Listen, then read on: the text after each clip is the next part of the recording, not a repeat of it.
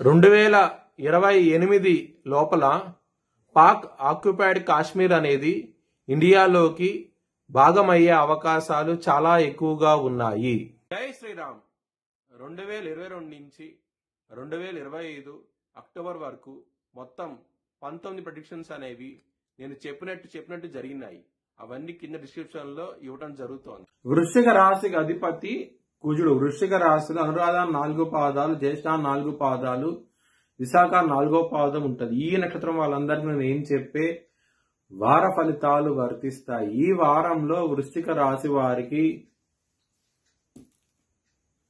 ఇక్కడ కుజుడు యోగిస్తున్నారు, సూర్యుడు యోగిస్తున్నారు, శుక్రుడు యోగిస్తున్నారు. మొత్తం 3 గ్రహాలు మాత్రమే యోగిస్తున్నాయి. మిగతా గ్రహాలు వ్యతిరేకత ఫలితాలు ఉన్నాయి. మీరు కనుక పెసలు బ్రాహ్మణుడికి దానం చేస్తే కనుక మంచి ఫలితాలు ఉంటాయి. 12వ స్థానంలో బుధుడు ఉన్నాడు కాబట్టి పెసలు దానం చేస్తే కనుక మీకు బిజినెస్ పరంగాను తెలివితేటల ప్రకారము బాగుంటది ఈ వారం అనేది. విష్ణు ఆలయాన్ని మీరు దర్శిస్తే కనుక చాలా మంచి ఫలితాలు ఉంటాయి.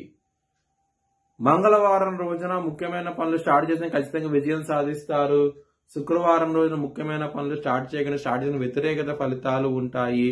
కొంచెం జాగ్రత్త తీసుకోండి. వృశ్చిక రాశి వారికి ధనపరంగా ఇబ్బందులు ఉంటాయి. లాభాధిపతి 12వ స్థానంలో ఉండటం మూలంగా ఇబ్బందికరంగా ఉంటుంది. ధనపరంగా, కుటుంబ పరంగా కూడాను.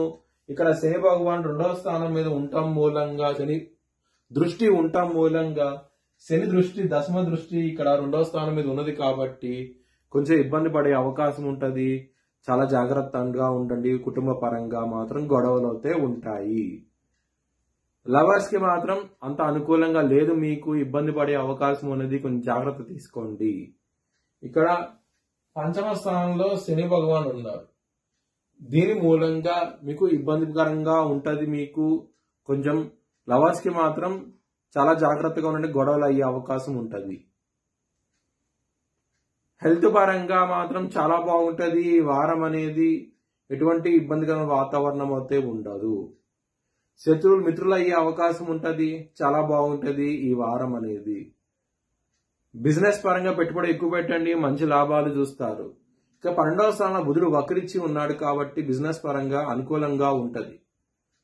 మ్యారేజ్ పరంగా మాత్రం చాలా బాగుంటది.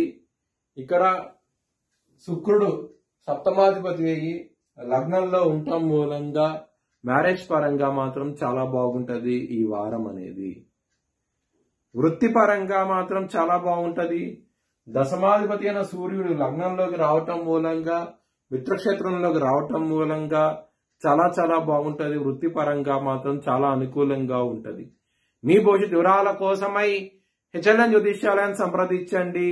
Please like, share and subscribe my channel.